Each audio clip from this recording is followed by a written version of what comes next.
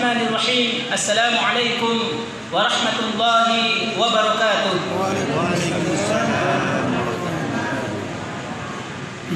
الحمد لله المعيد المبدي معطي النوالي كل من يستجدي مثبت الأحكام بالأصول معين من يصبو إلى الوصول ثم صلاة مع سلام قد أتم على الذي أعطي جوامع الكلم محمد المبعوث رحمة الورى وخير هادي لجميع من درى.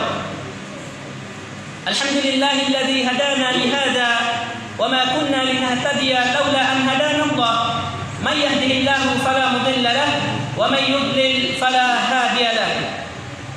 الحمد لله الذي أنزل على عبده الكتاب ولم يجعل له عوجا قيما لينذر بأسا شديدا من لدنه ويبشر المؤمنين الذين يعملون الصالحات أن لهم أجرا حسنا ماكثين فيه أبدا وينذر الذين قالوا اتخذ الله ولدا ما لهم به من علم ولا لآبائهم كبرت كلمة تخرج من أفواههم إن يقولون إلا كذبا. أشهد أن لا إله إلا الله وحده لا شريك له وأشهد أن محمدا عبده ورسوله أما بعد. Jemaah kajian yang dimuliakan Allah Subhanahu wa taala, pada sore hari yang mulia ini kita bertemu kembali di hari yang mulia dan di tempat yang mulia ini, Masjid Allah Subhanahu wa taala. Yang semula kegiatan ini adalah merupakan kajian rutin kita di setiap hari Jumat sore ba'da asar. Dan insya Allah karena ini kebetulan bertepatan dengan Isra Mi'raj, peristiwa yang sangat agung, yang sangat mulia, hadiah yang paling terindah untuk Nabi Muhammad SAW dari Rabbul Alamin, undangan untuk hambanya yang mulia dari Allah yang Maha Mulia, Isra Mi'raj. Dan insya Allah kita akan gunakan kesempatan ini untuk mengupas tuntas, membahas secara rinci perjalanan Rasulullah SAW di dalam peristiwa Isra Mi'raj. Bagaimana peristiwa yang terjadi sebelum Isra Mi'raj, kemudian apa saja yang terjadi di dalam perjalanan Rasulullah SAW, dalam hal apa Rasulullah SAW melakukan Isra Mi'raj, bagaimana sambutan kaumnya setelah beliau kembali dari perjalanan Isra Mi'raj, serta apa buah dan hikmah yang akan bisa kita ambil sebagai umatnya yang hidup akhir zaman ini dari peristiwa yang sangat mulia ini. Kita memuji Allah Subhanahu wa taala karena Allah masih memberikan kesempatan kepada kita untuk bisa hadir di tempatnya yang mulia ini, Masjid Allah yang suci. Semoga Allah Subhanahu wa taala mengumpulkan nanti kita kembali di hari-hari selanjutnya sampai Allah mengumpulkan kita dalam surga Firdausnya. Amin Allahumma amin ya rabbal alamin. Tidak ada yang kita harapkan dalam kehidupan ini dari kita mensyukuri nikmat Allah Subhanahu wa taala, kecuali Allah Subhanahu wa taala akan menambah nikmat yang diberikannya kepada kita, seperti janjinya dalam firman-Nya, la in syakartum la azidannakum wa la in kafartum inna adzabi lasyadid. Semoga kesehatan yang kita gunakan untuk merenungi firman Allah Subhanahu wa taala, terutama peristiwa yang terjadi kepada Nabi kita Nabi Muhammad sallallahu alaihi wasallam Isra Mi'raj ini, Allah akan memberkahi kesehatan kita. Allah akan memberkahi kesehatan kita. Bagi siapapun yang sekarang sakit, semoga Allah mencabut penyakitnya. Semoga Allah menyembuhkan penyakitnya, penyakit kedua orang tuanya, semua keluarganya, dan saudara-saudara kita seiman dimanapun mereka berada. Amin Allahumma amin ya rabbal alamin. Allah Subhanahu wa taala mengizinkan kita dengan umur yang diberikannya kepada kita, alhamdulillah kita menggunakannya untuk beribadah kepada Allah Azza wa Jalla. Semoga dengan itu Allah akan memanjangkan umur kita. Amin Allahumma amin ya rabbal alamin. Allah memberkahi umur kita. Allah Subhanahu wa taala melindungi kita di dalam umur kita. Karena kata Rasulullah sallallahu alaihi wasallam, sebaik-baik umur itu adalah yang panjang dan berkah. Sebaik-baik umur itu adalah umur yang panjang dan berkah. Karena ada juga orang yang diberi umur yang panjang tapi tidak berkah. Malah mereka terlena dalam kemaksiatannya, waliyadzubillah. Terlena di dalam kelalaiannya, tidak mau menengok perintah Allah Subhanahu wa taala. Tidak mau kembali kepada Allah Subhanahu wa taala, akhirnya meninggal, mohon maaf, dalam keadaan saredet. Semoga Allah menghindarkan kita dari hal ini. Maka semoga dengan kita melaksanakan merenungi perjalanan Rasulullah sallallahu alaihi wasallam dalam Isra Mi'raj, kita gunakan umur kita ini, Allah menambah umur kita dan memberkahi umur kita. Amin Allahumma amin ya rabbal alamin. Salawat dan salam kita haturkan kepada junjungan kita Nabi Muhammad sallallahu alaihi wasallam, Nabi akhirul zaman, khatimul anbiya, sayyidul mursalin. Nabi yang kita harapkan syafaatnya di hari kiamat nanti. Amin Allahumma amin ya rabbal alamin. Semoga Rasulullah sallallahu alaihi wasallam akan menjadikan kita sebagai golongannya di hari kiamat nanti yang akan mendapatkan syafaatnya dan bisa minum di telaganya, yang dimana dalam hadis Rasulullah sallallahu alaihi wasallam, barang siapa yang minum air dari telaga Kal-Kautsar, telaganya Rasulullah, maka dia tidak akan pernah merasakan kehausan selama-lamanya. Tidak akan pernah merasakan kehausan selama-lamanya. Tapi salah satu syaratnya, hidupkan sunnah Rasulullah, lakukan apapun yang diperintahkan oleh Rasulullah sallallahu alaihi wasallam, maka Allah akan mencintai kita dan akan memasukkan kita ke dalam golongan yang akan mendapatkan syafaat dari Rasulullah sallallahu alaihi wasallam. Amin Allahumma amin ya rabbal alamin. Kaum muslimin, masyarakat Desa Ancera yang dimuliakan Allah Subhanahu wa taala. Isra Mi'raj. Dalam firman Allah Subhanahu wa taala, Quran surat Al-Isra surat yang ke-15. Juz yang ke-15. Subhanalladzi asra bi'abdihi lailan minal masjidil haram ila al-masjidil aqsa alladzi barakna hawlahu linuriyahu min ayatina innahu huwas samiul basir. Pakai shad, basir. Kalau basir itu adalah maha melihat. Kalau basyir itu adalah manusia atau memberi berita gembira. Pakai shad karena di sana ada sa, ada ta, ada sya, ada sha. Di sini Allah menggunakan shad, basir. Innahu huwas samiul basir. Maha suci Allah Subhanahu wa taala yang memperjalankan rasulnya Nabi Muhammad sallallahu alaihi wasallam dari Masjidil Haram ke Masjidil Aqsa. Masjid yang kami berkahi di sekitarnya untuk memperlihatkan tanda-tanda kekuasaan kami kepada manusia tentunya sampai hari kiamat. Dan Allah Subhanahu wa taala Maha mendengar lagi Maha melihat. Ini adalah ayat yang menunjukkan bahwasanya Isra Mi'raj itu betul-betul ada. Kalau nanti ada golongan atau siapapun dari mereka yang datang kemudian mengingkari Isra Mi'raj Rasulullah sallallahu alaihi wasallam seperti Abu Jahal, Abu Lahab dan kaum-kaumnya, bagaimana mungkin bisa terjadi? Kami melakukan perjalanan ke Syam saja membutuhkan beberapa hari. Ini kamu datang kemudian menceritakan kepada kami, engkau melakukan perjalanan dari Masjidil Haram ke Masjidil Aqsa selama 1 malam, dan itu tidak nyampe 1 malam. Baru kemudian dari Masjidil Aqsa ke Sidratil Muntaha. Mana akal? Menuduh Rasulullah SAW dengan gila, waliyadzubillah. Semoga kita tidak termasuk di dalamnya.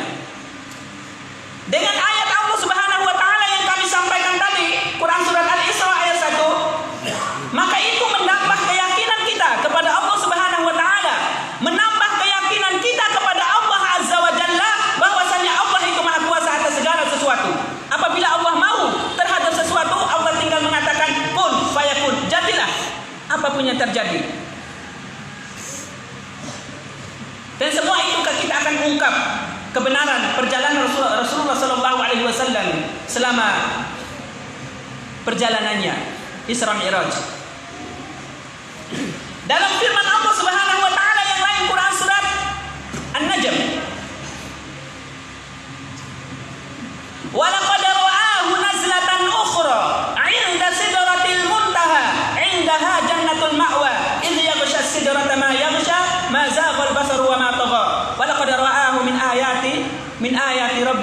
Al-Quranul Kubra.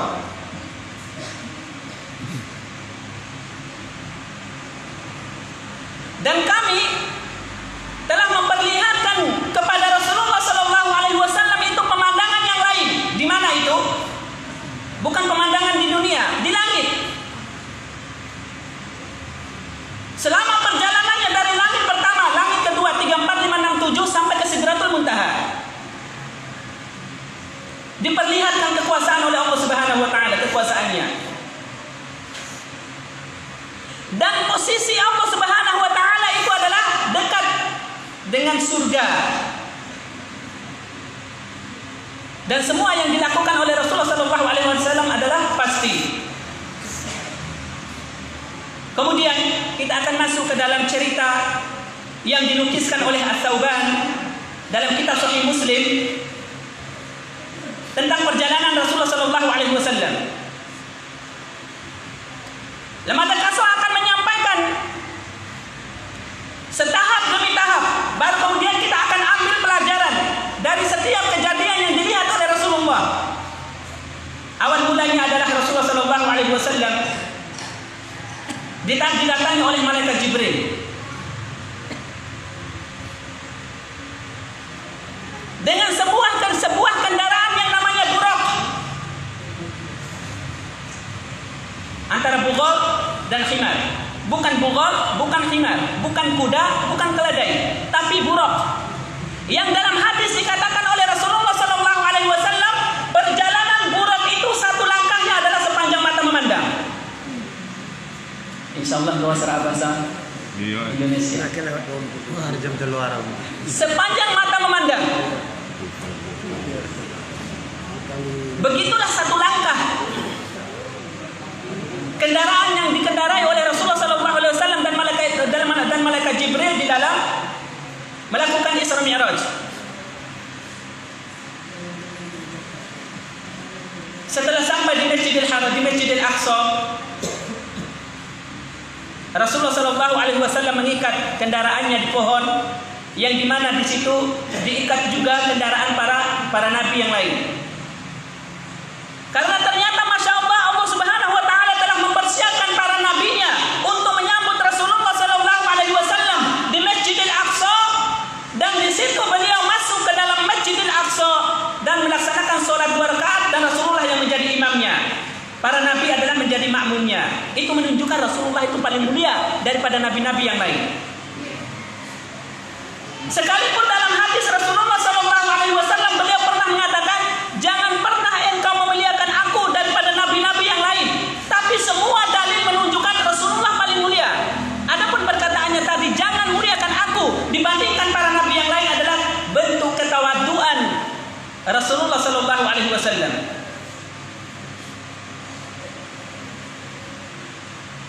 Nabi Musa alaihi salam kalimullah. Nabi Musa alaihi salam kalimullah. Tapi Allah Subhanahu wa taala berbicara dengan Nabi Musa di dunia.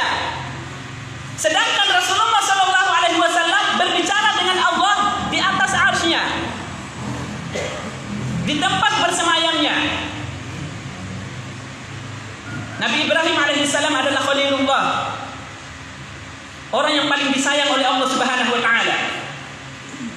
Tapi Nabi Muhammad sallallahu alaihi wasallam juga adalah khalilullah. Maka keutamaan yang ada di dalam Nabi Musa dan keutamaan yang ada di dalam Nabi Ibrahim ada pada diri Nabi Muhammad sallallahu alaihi wasallam. Maka wajar kalau seandainya Allah Subhanahu wa taala berfirman, laqad kana lakum fi rasulillahi uswatun hasanah.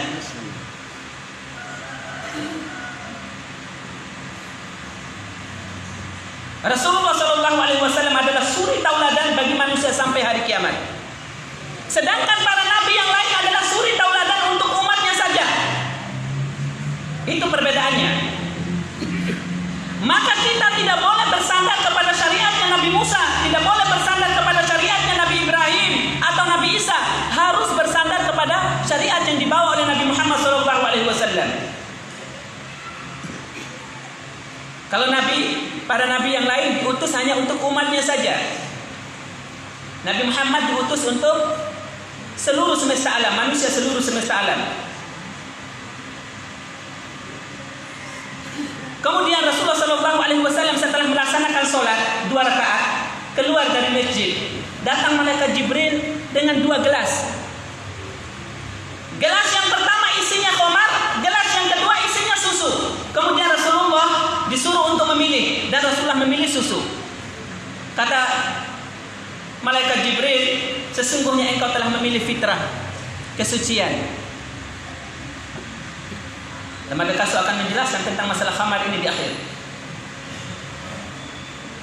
Rasulullah SAW memilih susu, mencintai kebersihan, mencintai kesucian. Karena Islam itu suci. Dan kesucian yang paling utama itu adalah suci jiwa dari kesyirikan dan kekafiran serta kemunafikan. Maka amankan jiwa kita agar selalu suci dan tidak dikotori oleh ketiga penyakit tadi. Dan jiwa yang suci hanya dimiliki oleh orang-orang yang beriman saja, tidak selain itu. Dan imannya itu utuh kepada Allah Subhanahu wa taala. Setelah beliau memilih susu, kemudian melanjutkan perjalanan sampai di langit yang pertama. Rasulullah SAW dan malaikat Jibril berhenti sebentar. Enggak langsung buka pintu, karena pintu langit itu tertutup. Ketuk dulu pintunya, minta dulu izin kepada yang menjaga pintu.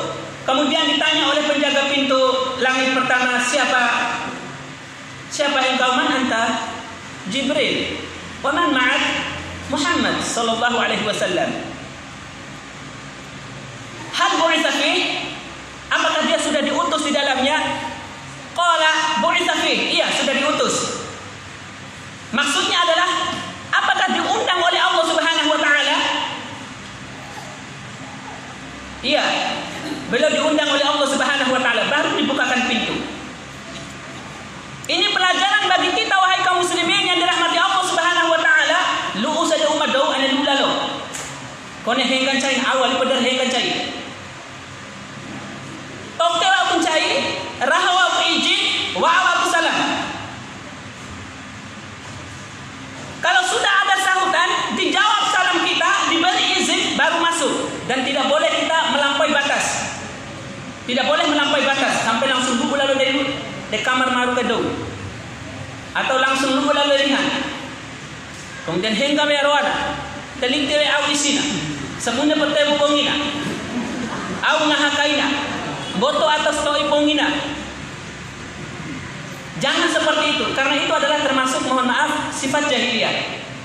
Ini karena saya mengungkapkan ini agar menghilangkan kebiasaan itu di desa kita. Jangan lagi ada di desa kita seperti itu. Jangan terlalu mau tahu dengan urusan orang lain.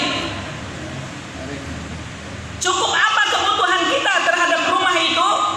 Kalau memang hanya melihat rumahnya, sudah lihat saja ketika umat tahu. Atau mau ketemu dengan siapa, sudah ketemu saja, lihat wajahnya. Ya, bau macam nek betio pau hitam apa? Iya, mata sentap pau dula. Atau nek mai nono we oino nona atau ngaha we ohana, langsung rahara lo. Tabe, mata nek ngaha ohaita. Nek nono ita, sentap sedia jam. Wa usadia umpo ngaha we. Wa usangor ngaha lawa. Jangan sampai, mohon maaf, setiap rumah tangga itu memiliki aib. Jangan sampai aib mereka itu kita ketahui yang menjadikan saudara kita, teman kita merasa malu terhadap kita. Apalagi, mohon maaf, kalau seandainya mulut kita tidak bisa kita jaga. Apa yang kita lihat kita ceritakan ke orang lain. Ghibah namanya. Termasuklah di dalam pembahasan rawa'a bermada kasar dari madekai dini. Boleh dibuka kembali di kajian lemada yang ada di Facebook Rumah Quran Al-Mustaqim. Kemudian Nabi Muhammad SAW naik. Beliau mengatakan, wa idza ana wa Adam. Dan pada saat itu saya melihat Nabi Adam alaihissalam. Berarti Nabi Adam itu ada di langit pertama. Sebentar kita hafal sebuah-sebuah, karena materi terakhir akan menanyakan kembali. Di langit yang pertama Nabi Adam alaihissalam. Kemudian kami Nabi Adam alaihissalam, marhaban ya abdun saleh wa nabiyyun saleh. Selamat datang wahai hamba yang soleh dan nabi yang soleh. Subhanallah. Kesolehan Nabi Muhammad SAW dikenal oleh ahli langit. Nabi Adam AS sudah wafat, sudah meninggal sejak lama. Tapi Rasulullah SAW lahir di akhir zaman dan kesolehannya dikenal oleh ahli langit. Subhanallah. Siapa kira-kira di antara kita ini yang dikenal oleh malaikat-malaikat Allah? Cuma pernah kenalan lah malaikat. Allahu Akbar. Semoga kita semua insya Allah dikenal oleh para malaikat. Insya Allah kita semua yang ada di masjid ini dikenal oleh para malaikat. Mana buktinya Ustaz? Buktinya adalah hadis Rasulullah SAW.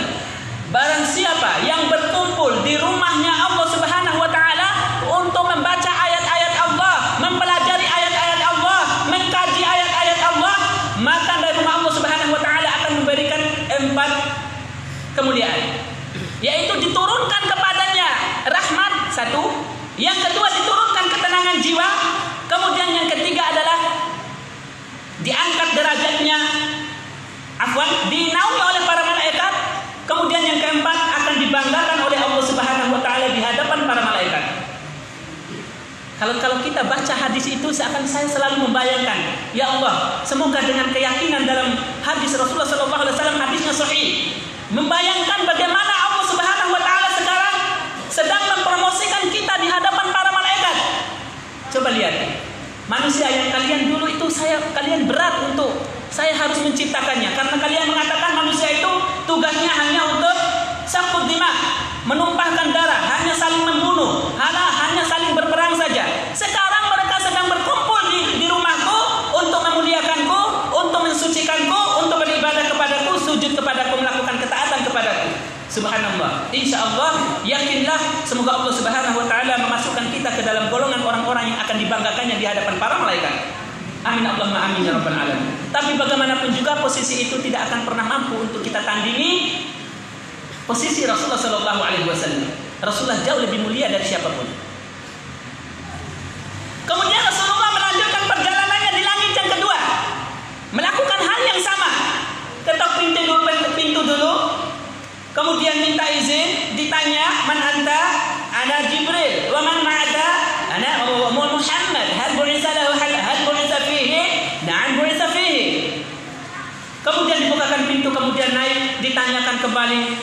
Kemudian di situ kata Nabi Muhammad SAW, wa idza ana Isa bin Maryam wa Yahya bin Zakaria.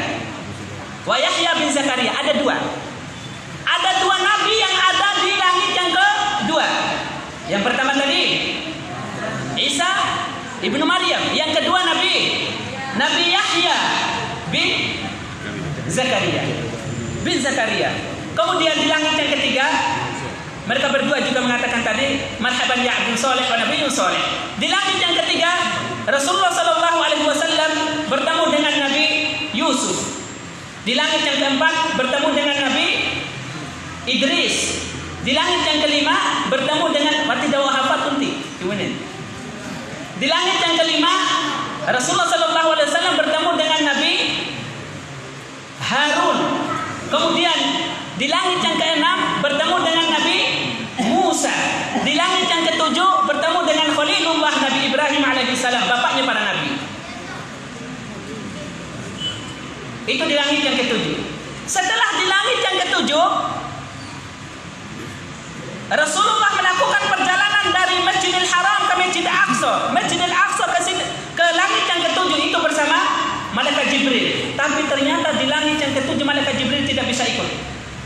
Setelah di langit yang ketujuh malaikat Jibril tidak bisa ikut.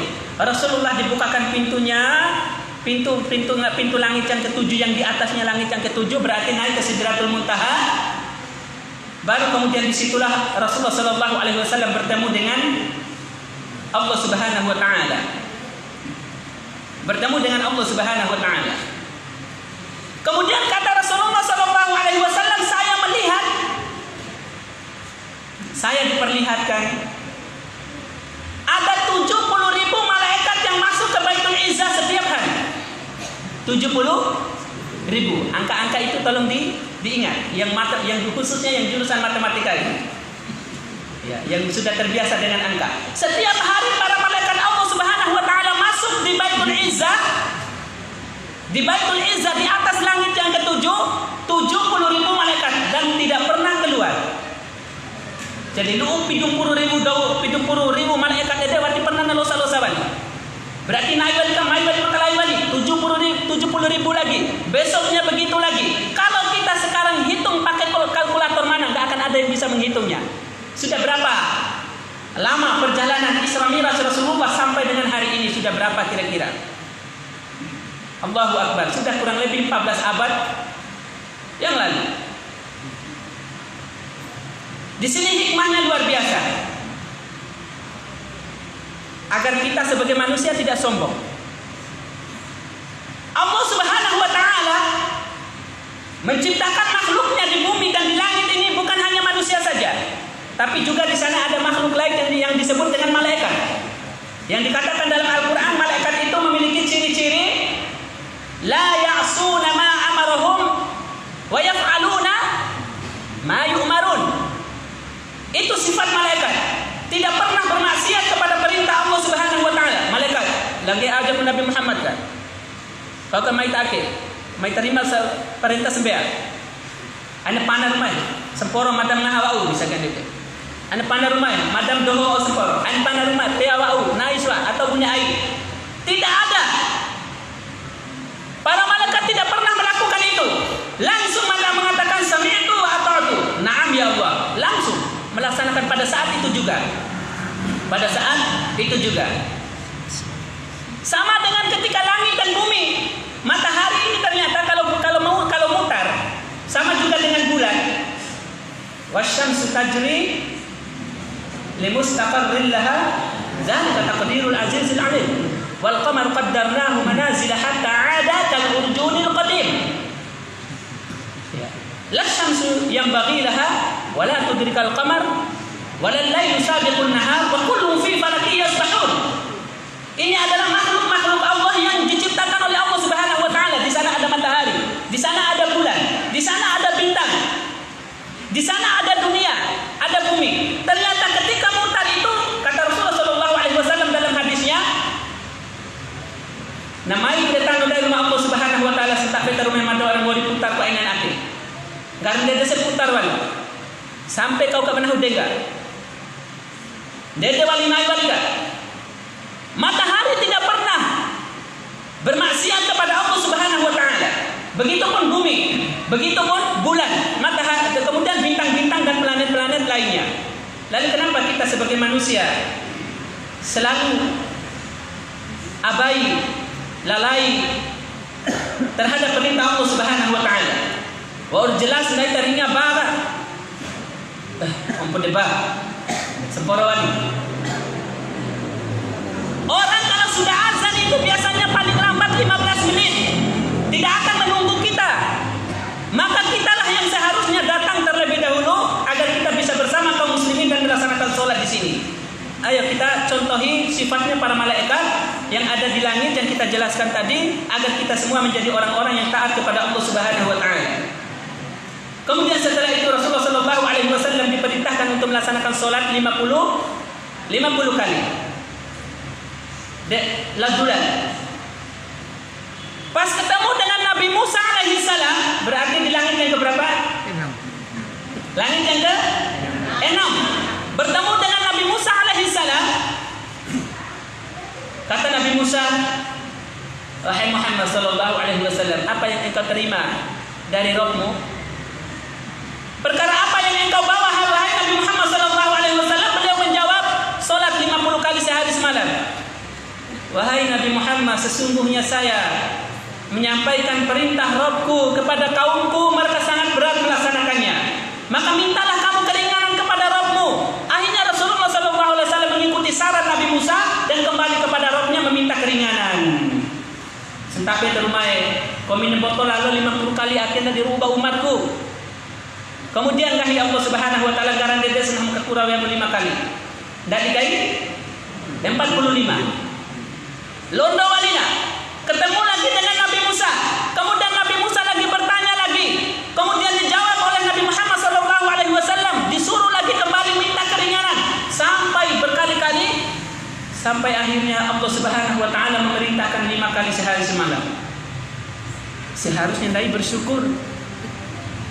Dewa udah diingatkan pada Allah Subhanahu wa taala menjadi 5 kali dari 50 kali tadi. Kita masih saja susah untuk melaksanakan sholat, masih saja susah untuk beribadah kepada Allah Subhanahu wa taala. Sampai teman-teman sampai asalkan dia tobat. Gori dulu akan dari mata nanti insyaallah 5:30 mungkin kita berhenti, masih ada waktu buat sholat. Atau kalau mau betul-betul mau tobat sekarang keluar, ambil air wudhu dan sholat sekarang sendirian di sana. Salah satu bentuk taubat kita kepada Allah Subhanahu wa taala, hikmah dan buah yang bisa kita ambil dari Isra Mi'raj Rasulullah sallallahu alaihi wasallam. Maka wahai kaum muslimin yang dirahmati Allah Subhanahu wa taala, turunlah Rasulullah sallallahu alaihi wasallam. Sampailah kepada umatnya. Kemudian setelah sholat subuh, beliau memanggil dan mengumpulkan kaum Quraisy,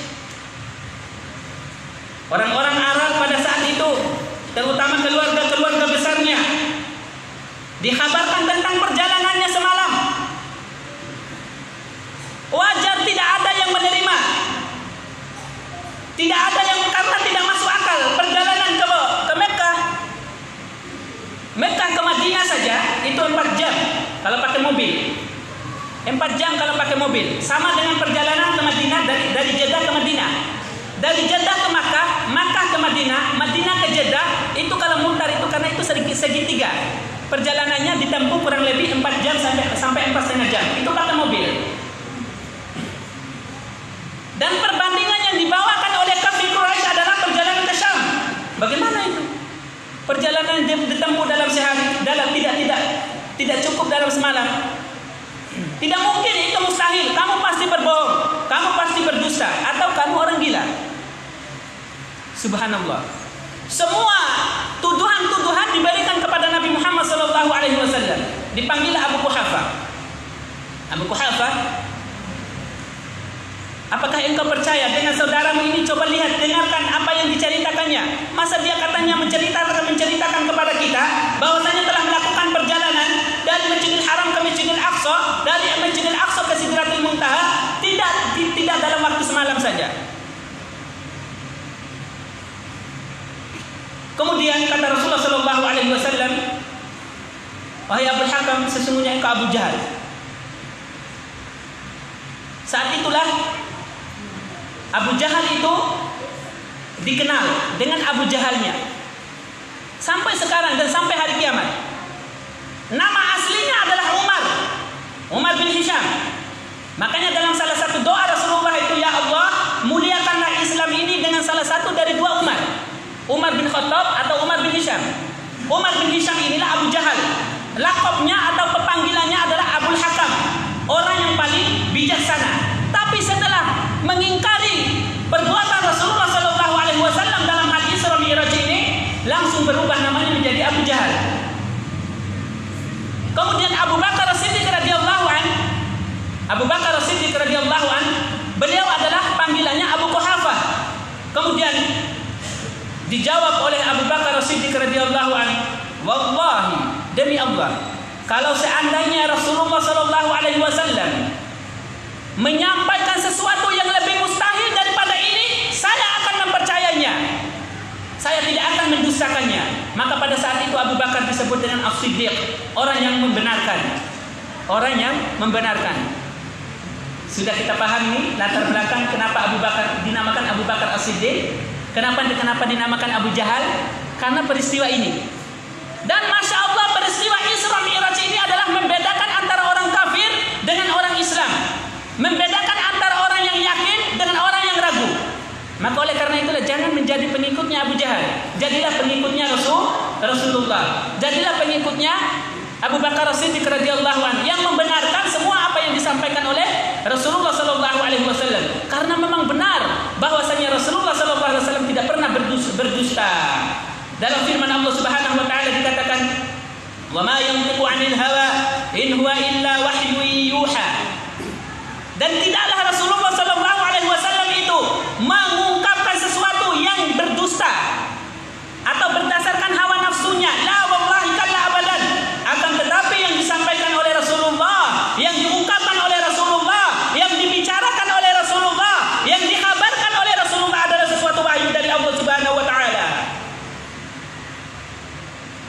Allahu Akbar. Selesai Isra Mi'raj. Sekarang kita bubar. Lanjut. Alhamdulillah. Kemudian setelah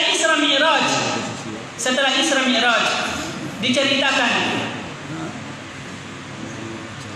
dan mulai pada saat itulah tantangan dakwah Rasulullah SAW semakin besar. Siksaan terhadap Rasulullah dan para sahabatnya dari kafir Quraisy semakin dahsyat.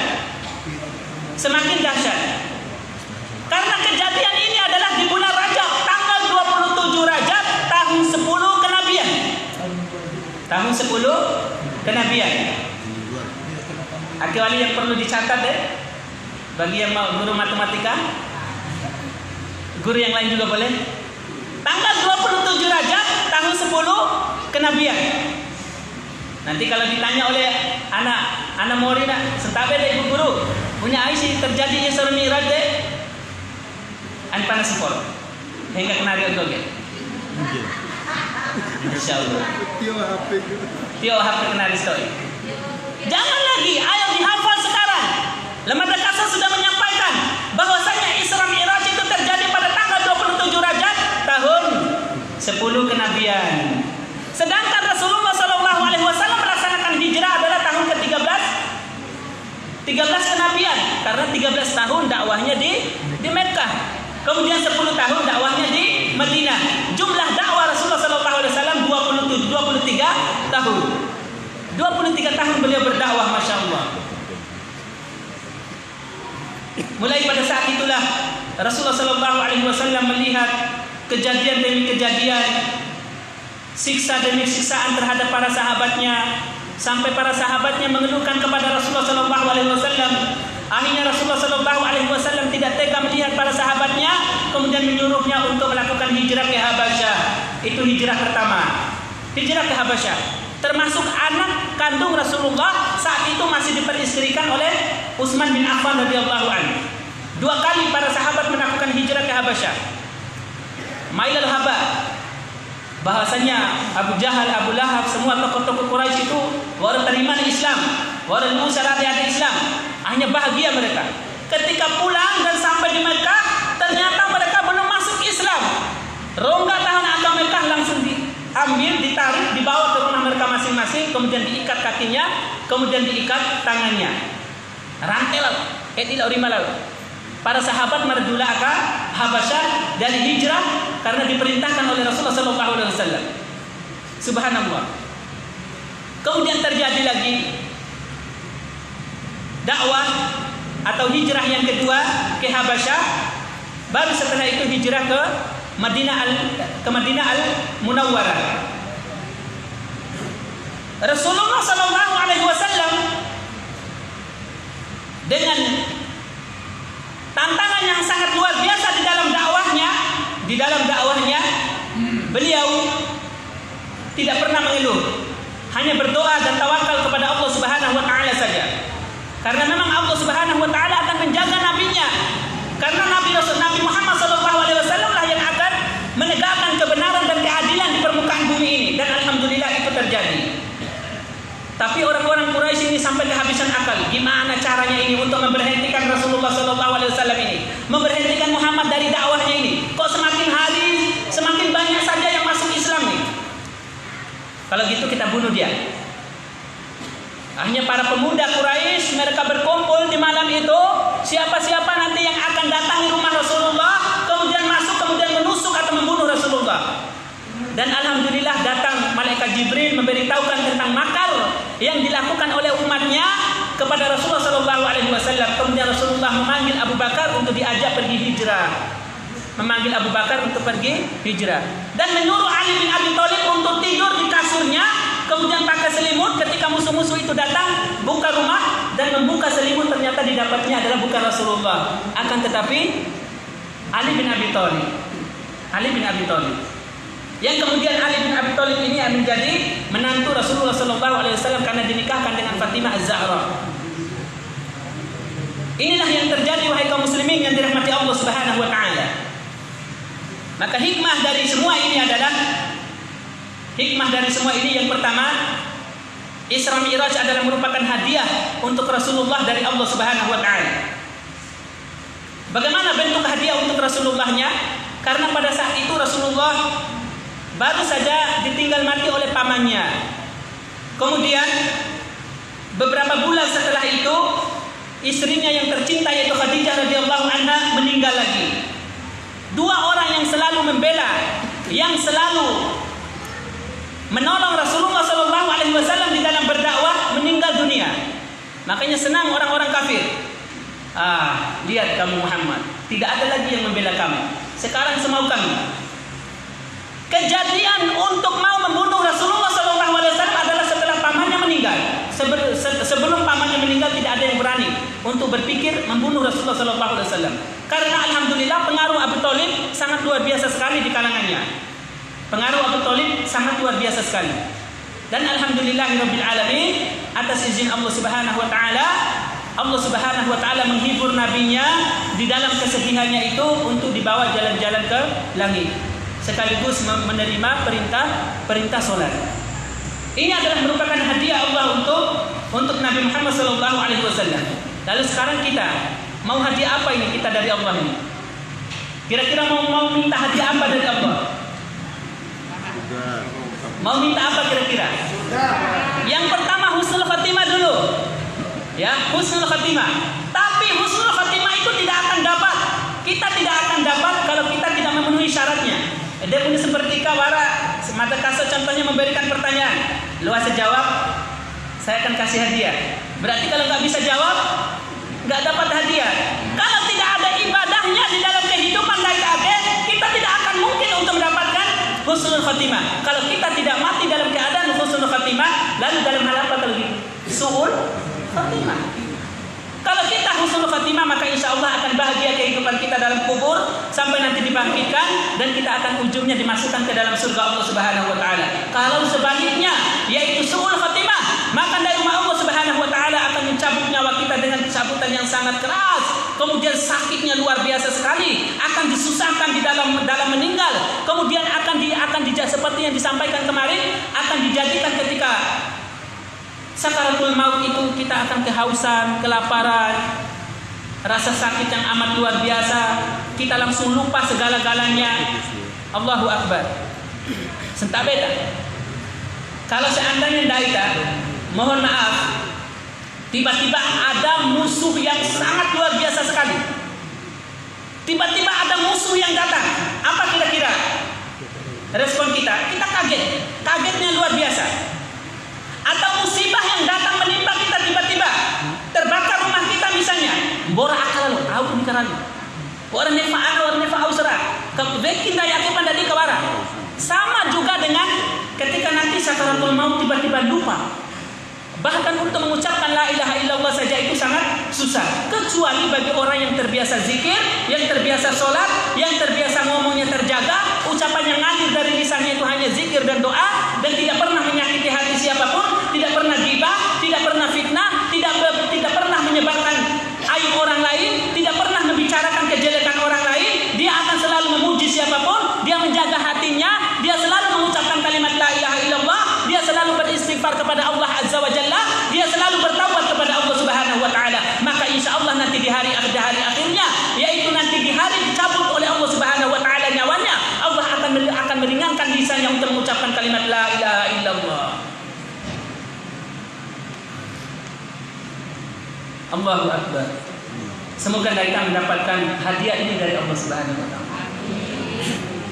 Hadiah yang kedua yang ingin kita dapatkan dari Allah Subhanahu wa taala adalah, ya Allah, kami bukan nabi, ya Allah, saya bukan nabi, ya Allah, tapi hamba hanya berharap semoga Engkau selamatkan hamba dari azab kuburmu, ya Allah. Malum mate pere kita waras cuma edang. Istri yang sangat kita cintai. Bahkan mohon maaf, banyak bapak-bapak yang takut sama istrinya. Yang paling kita cintai, saking cintanya kita terhadap istri, au ne uri wegan pernah kita tunda. Ne engah jagolowi, padahal jago akan tolong berkerici. Ne engah pernah jagolowi. Kamunya cara, saking cinta kita kepada istri kita, Kau bilang dia apa kesimpan suara mah sencokon-cokon dari adenta. Allahu Akbar. Ternyata istri yang seperti itu nanti adalah Masya Allah luar biasa sekali. Aku tidak mau melihat wajah kita. Yauma yafirrul mar'u min akhihi wa ummihi wa abihi wa sahibatihi wa banihi likulli imri'in yawma idzin sha'nun yughnihi wujuhi yawma idzin musfirah dhahikatun mustabshirah wa wujuhi yawma idzin 'alaiha ghabarah tarhaquha qatarah ulaika humul kafaratul fajarah. Allahu Akbar. Ini adalah realita yang akan terjadi pada diri kita. Maka oleh karena itulah wahai kaum muslimin yang dirahmati Allah Subhanahu wa taala, boleh cinta terhadap istri, silakan cinta. Bahkan wajib untuk cinta sama istri. Tapi jangan sampai azan masih jatuh cinta sama istri. Sudah jelas azan, Allah memanggil untuk pergi ke masjid, masih cinta sama istri. Allahu Akbar. Tinggalkan istrinya, kemudian pergi ke masjid, laksanakan sholat. Allahu Akbar. Semuanya kita dapat. Kewajiban terhadap istri sudah kita tunaikan, kewajiban terhadap Allah kita tidak akan lalaikan. Yang sudah nikah bisa paham insyaallah. Kemudian cinta terhadap anak. Boto do mencao, ladei kode, do berkenangi anak sia. Cuma kenangi yang laka, barang kamu nena. Ada poin, padahal berpoin kenari. Lalu londai lang, masya Allah luar biasa. Sampai campur antara inan. Kenapa itu bisa terjadi? Karena kita cinta terhadap anak kita. Ternyata nanti di hari kiamat, mohon maaf, ternyata nanti ketika kita meninggal, dia tidak bisa menemani kita walau hanya 1 jam di dalam kubur, atau walau hanya 1 menit dalam kubur. Mayhe empo na rade umpas bahe kana ay na paja kurade daywati palas na he ka to iwali ta awan ta ede pala liang lahade ta ede pala na itaw kay daide ta ede pala hindi daide wa udah warawali ka tabak ka pentana tutup balik ka penta ede kemudian kita ditimbun lagi pakai tanah dikirainnya kita kata kita digali kuburan kita kemudian akan menjadi luas tempat kita la wallahi kala abadan liang lahat itu hanya liang lahat itu sajalah tempat kita kembali.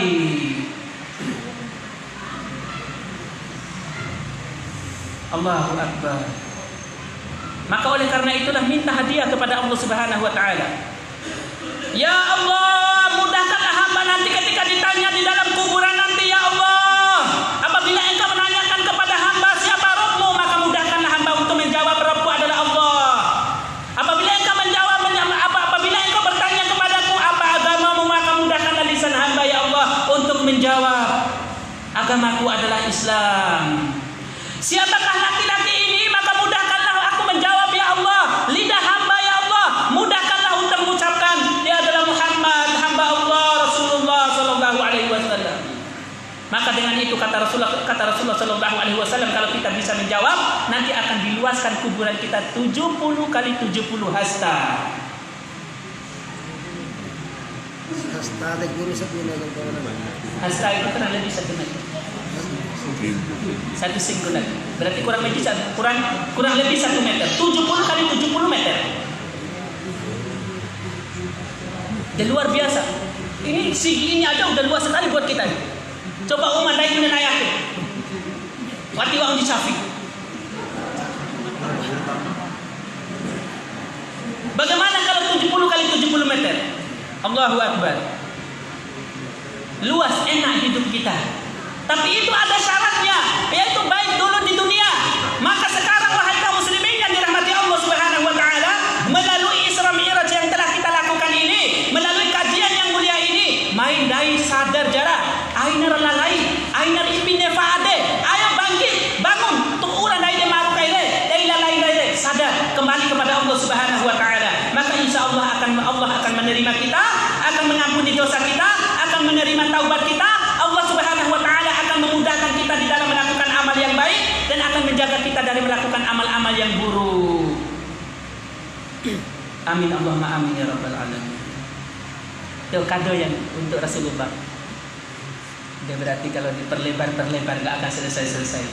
Akhirnya insyaallah kita lanjut yang kedua.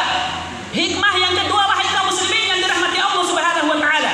Ini menunjukkan kemuliaan bagi Rasulullah. Rasulullah itu mulia dari semua hambanya. Maka oleh karena itulah kalau Allah memuliakan Rasulullah, dan kenapa kita yang menjadi pengikutnya tidak mau memuliakan Rasulullah? tidak mau memuliakan Rasulullah. Punya sentikan dake, mohon maaf. Tahu kan lain anak melonga, anak matupa, na hormati badoga, na hormati badog. Tabete sentape tang itu. Na may salam bahkan na lepe yang beriman ada inuna ada salam na. May barangay sebagai saya kandung atau keluarga besar tidak diwati menereketa anak yang dihormati oleh semua orang ini. Lalu kira-kira apa kalau diketahui sama orang? Dapat jarak doa waktu pun waras sopan di hari kamane atau isain kamane atau saudara. Iya ya? Ya. Maka begitu pula lah nanti yang akan dilakukan oleh Allah Subhanahu wa taala kepada kita yang tidak bisa menghormati Rasulullah sallallahu alaihi wasallam, yang tidak mau memuliakan Rasulullah sallallahu alaihi wasallam. Maka siapapun yang memuliakan Rasulullah mulai dari Allah, para malaikat dan orang-orang yang beriman akan melaknat kita, waliyadzubillah, akan melaknat kita. Yang ketiga, wahai kaum muslimin yang dirahmati Allah Subhanahu wa taala, manfaat yang ketiga adalah dari Isra Mi'raj ini agar kita mau berjuang dengan sepenuh hati buat Islam. Ayo berjuanglah buat Islam. Rasulullah sallallahu alaihi wasallam diutus itu keadaan zaman pada saat itu jahiliyah. Makanya kita sering yang membawa kita ceramah itu ya, yang membawa kita dari alam kejahiliaan menuju alam keislaman, dari alam kegelapan menuju alam keterangan.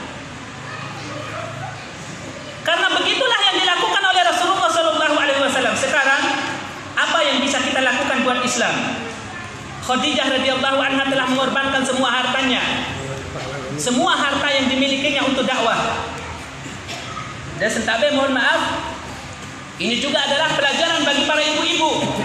Pengorbanan bagi kita doa sebagai ibu-ibu adalah hormatilah suaminya, hormati purahiru ama. Dulang ada rumah kan, air penentu makalai, air jaipi langsung punya wartawan lalu sodi dulu. Kau ke saksi o jenawa satoi, kau ke doho ketika wau. Bei awo inono, osa awo ya homina, wada atau kipas awo ya jabu, homina ka, wa ungori ada sedia awo jam oi pangan di deuna, wa ungori ada pada sodi ketika, sentak beda awo komandan selama latakan. Maka insya Allah kalau seperti itu, suaminya akan tenang di rumah dan selalu merindukan bidadarinya di rumah. Sekalipun melihat bidadari di luar sana, dia akan mengatakan bidadari saya di rumah jauh lebih cantik. Allah.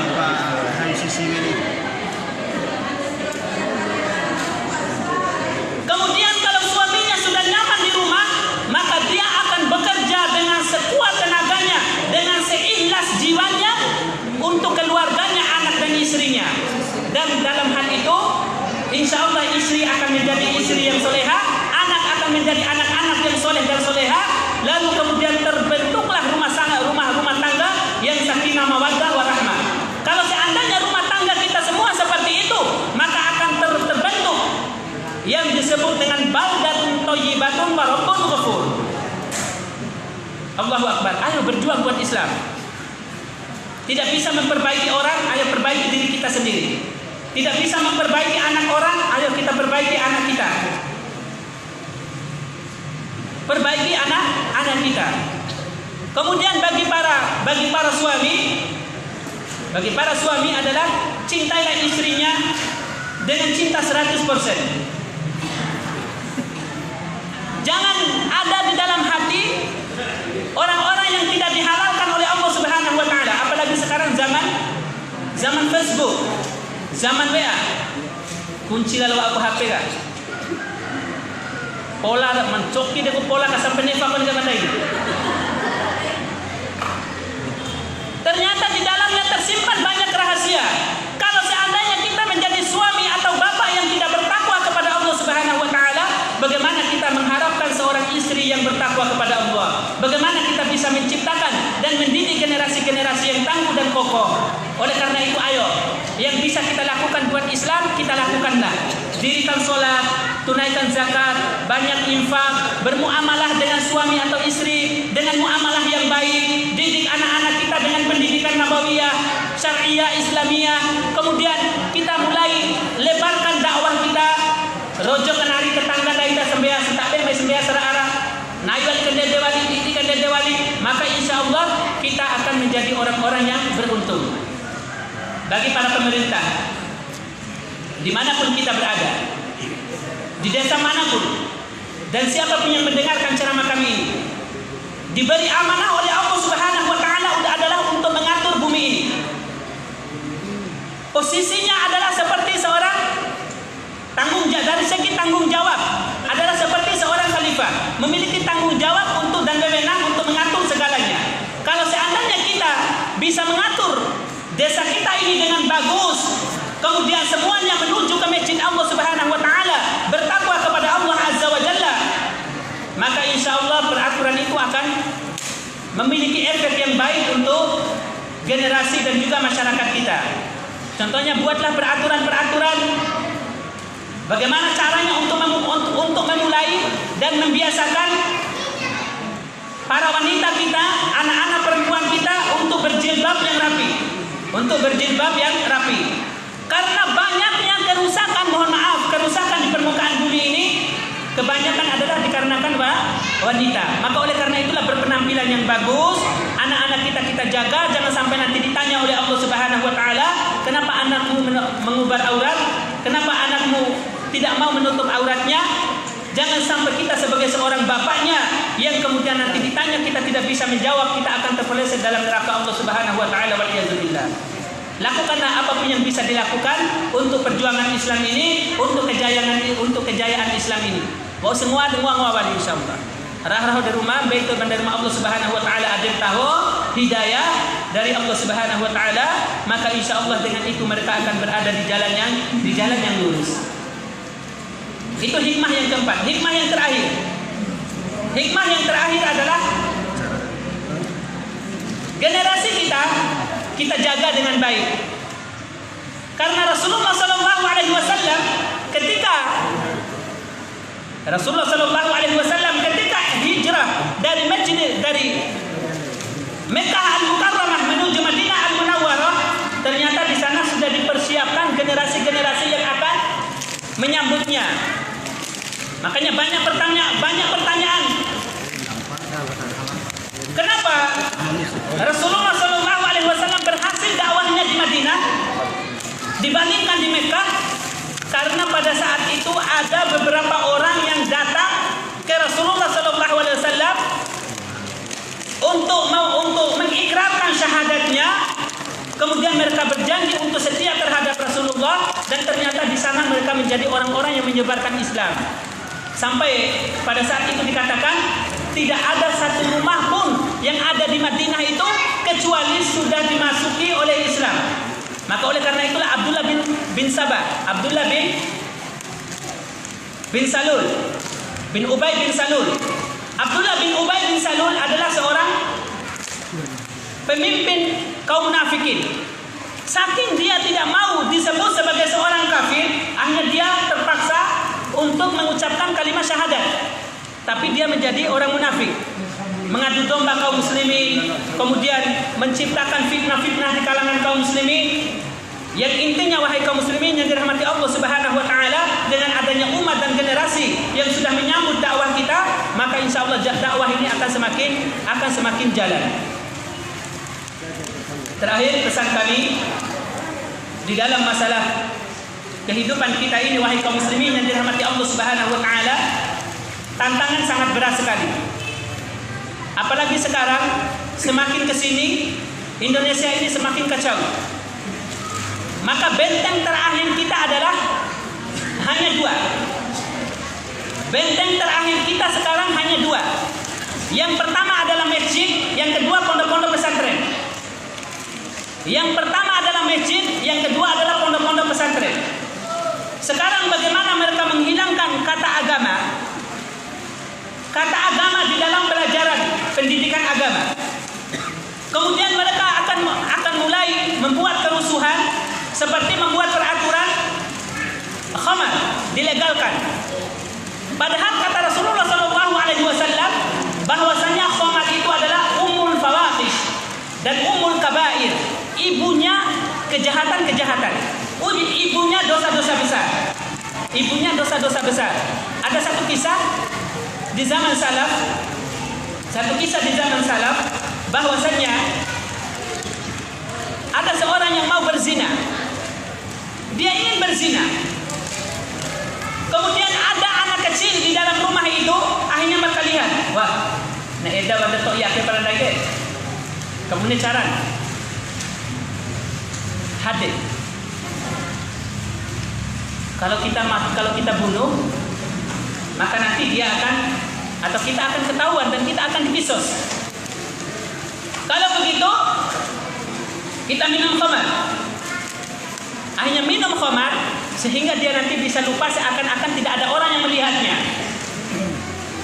Ternyata setelah dia minum khamar, waliyazubillah, rindi lalu tandana, iha lalu fikina, bora lalu akana, kemudian dia naik nafsunya, birahinya, hasratnya, ingin berzina tapi ada anak kecil, maka salah satu caranya harus dibunuh dulu dia. Setelah dibunuh, dia tanpa sadar dia membunuh anak kecil itu baru berzina. Gara-gara khamar akhirnya 3 dosa besar dia jatuh di dalamnya. Lalu sekarang kalau seandainya betul-betul dilegalkan, sekarang nggak dilegalkan saja, luar biasa anak-anak dan generasi kita. Luar biasa anak-anak dan generasi kita. Tapi insya Allah kita yakin 100% kalau seandainya hal ini terjadi, maka insya Allah berarti kejayaan Islam itu sudah semakin dekat. Kejayaan Islam itu sudah semakin dekat. Semoga Allah Subhanahu wa taala menjadikan kita semua bagian dari orang-orang yang memperjuangkan syariat Allah Subhanahu wa taala, sehingga kita nanti bisa berhujjah di hadapan Allah bahwasanya kita tidak membiarkan keadaan ini begini saja. Maka oleh karena itu bagi bapak dan ibu yang memiliki anak, tio kepai anak, aina kau kelarero. Karena ketika si ada larero kan, dari tawati ada tak au terawi larero kan. Au cau di terawina. Ya, lebih dari itu adalah mohon maaf bahkan anak-anak dari larero pun yang wati tantuna. Dan kita sebagai orang tua, di mana fungsi kita sebagai orang tua kalau seandainya kita tidak bisa mendiamkan anak di rumah. Kemudian bagi para guru, mohon lebih sabar lagi di dalam mendidik anak-anak kita. Bagi para kepala sekolah untuk bisa memanage lagi sekolahnya dengan baik. Kira-kira pendidikan mata pelajaran apa yang perlu ditambah agar menopang akhlak dan adab anak-anak kita. Saya masih ingat sekali sedikit cerita ketika Lemada Kaso sekolah di Jogja dulu, SMA di sana, keluar peraturan pemerintah bahwasanya pelajaran agama mau dihilangkan. Atau dijadikan pelajaran agama saja, tidak boleh lagi ada pelajaran fikih, tidak boleh ada pelajaran Al-Quran hadis atau tafsir atau ilmu Al-Quran. Maka apa jawaban dari mudirnya? Jawabannya adalah, demi Allah saya rela mati untuk mempertahankan ini. Akhirnya walaupun jurusan IPA, walaupun jurusan IPS, pelajaran akidah, pelajaran akhlak, pelajaran sirah nabawiyah, pelajaran bahasa Arab tetap ada. Jadi 4 pelajaran ini menjadi pelajaran wajib di dalam sekolah kami, sehingga santri yang keluar dari situ mereka tetap bisa memahami Al-Quran, mereka akhlak dan adabnya tetap bagus, akidah dan manhajnya tetap bagus di sisi Allah Subhanahu wa taala. Dan alhamdulillah insya Allah itu bisa kita lakukan. Dan itu hanya bisa terjadi di pondok-pondok pesantren saja. Oleh karena itu Lemada Kaso menyampaikan tadi, benteng terakhir kita nanti adalah pondok-pondok pesantren dan masjid. Kemudian alhamdulillah kegiatan ceramah kita seperti ini sudah bagus sekali. Terima kasih banyak Lemada Kaso menyampaikan kepada kepala desa dan juga Ibu Kades, kemudian staf-staf desa yang lainnya yang telah membantu, yang telah menolong mensukseskan kegiatan-kegiatan dakwah seperti ini, kemudian kegiatan kajian seperti ini. Insya Allah ini amal jariah yang sangat luar biasa. Amal jariah yang sangat luar biasa. Berapa orang yang akan mendapatkan hidayah dari mendengarkan ceramah seperti ini, kemudian setelah mereka kembali ke rumah mereka masing-masing, mereka mendapatkan pikiran baru, mereka mendapatkan siraman rohani, mereka mendapatkan semangat baru untuk menjadi hamba Allah yang baik. Maka insya Allah apabila mereka menjadi hamba yang baik, semua yang terlibat di dalam dapatkan pahalanya. Amin Allahumma amin ya rabbal alamin. Barakallahu fikum, jazakumullahu khairal jazaa. Wassalamualaikum warahmatullahi wabarakatuh.